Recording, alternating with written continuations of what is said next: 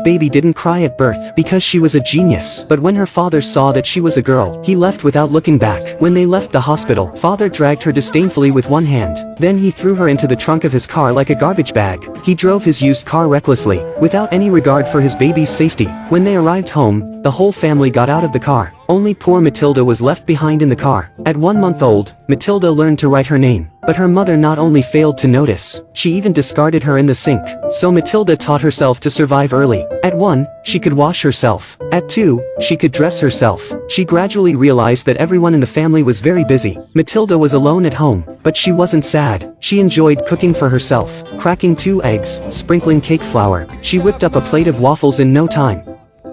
Eating her creation, reading her favorite magazine, she savored her happy hours. Soon, she had read all the magazines. She mustered courage to ask her father for a book. But her ridiculous father thought that all knowledge was on TV. Her brother pushed her away in disgust, because she was blocking the TV. Matilda already knew that she was somewhat different from her family. She flipped through the phone book, and found the address of the library. Although it was more than 10 kilometers away from home, it couldn't stop her desire to read. Arriving at the library, she politely asked the librarian, then headed straight to the children's section. She sat quietly on the sofa reading a book. She became familiar with the route and came every day. The librarian was moved by her spirit, and issued her a library card, so Matilda could take books home to read. Soon Matilda reached school age, but her father thought she was still 4. 6.5. You're 4. 6.5. If you were 6.5, you'd be in school already. Her father angrily brought Matilda to her mother, who was a bit smarter, and said Matilda was already 5 years old, but she was actually 7. Thus, Matilda's dream of going to school was shattered. One day, her father sold many used cars, and wanted his son to calculate the profit, but as soon as he finished reading the price, Matilda blurted out the answer. $10,265.